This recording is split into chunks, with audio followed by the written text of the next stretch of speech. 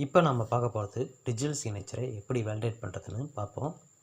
ஆன்லைனில் Aadhaar card, community certificate, native certificate, income certificate இந்த மாதிரி சர்டிஃபிகேட்டை டவுன்லோட் பண்ணதுக்கப்புறம் அந்த பிடிஎஃப் ஃபைலை நம்ம ஓப்பன் பண்ணி பார்த்தோன்னா சில சர்டிஃபிகேட்டில் டிஜிட்டல் சிக்னேச்சர் இருக்கிற இடத்துல கொஸ்டின் மார்க் போட்டு signature not verified, validity unknown இந்த மாதிரி கொஸ்டின் மார்க் வந்திருக்கும்.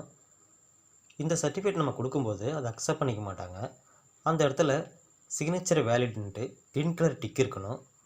இந்த சிக்னேச்சரை வேலிட் பண்ணி க்ரீன் கலர் டிக் எப்படி வர வைக்கிறதுன்னு இப்போ பார்ப்போம். இப்போ இந்த சர்டிஃபிகேட்டை ஓப்பன் பண்ணதுக்கப்புறம் வேலிடிட்டி அன்னோன் இந்த இடத்துல கொஸ்டின் மார்க் போட்டுருக்கலாம். இந்த இடத்துல கர்சரை வச்சு ரைட் கிளிக் பண்ணுங்கள். ரைட் கிளிக் பண்ணதுங்க கீழே வேலிடேட் சிக்னேச்சருக்கு வரும். இதை கிளிக் பண்ணணும்.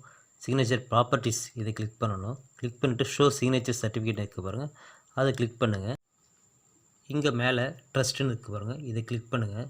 கிளிக் பண்ணதுக்கப்புறம் கீழே ஆட் டு ட்ரஸ்டட் சர்டிஃபிகேட் இதை கிளிக் பண்ணதுக்கப்புறம் ஓகே கொடுங்க.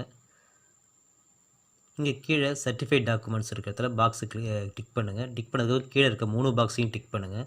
டிக் பண்ணிவிட்டு ஓகே கொடுங்க. இங்கே கீழேயும் ஓகே கொடுங்க. ஓகே கொடுத்ததுக்கப்புறம் இங்கே இருக்க வேலிடேட் சிக்னேச்சர் இருக்க பாருங்கள், அதை கிளிக் பண்ணுங்கள். கிளிக் பண்ணதுக்கப்புறம் சிக்னேச்சர் வேலிட் ஆகிடும். இந்த மாதிரி tick mark green colour tick mark வந்துடும். இப்போ சிக்னேச்சரை வேலிடேட் பண்ணியாச்சு. இந்த மாதிரி நீங்களே சிக்னேச்சரை வேலிடேட் பண்ணிக்கலாம்.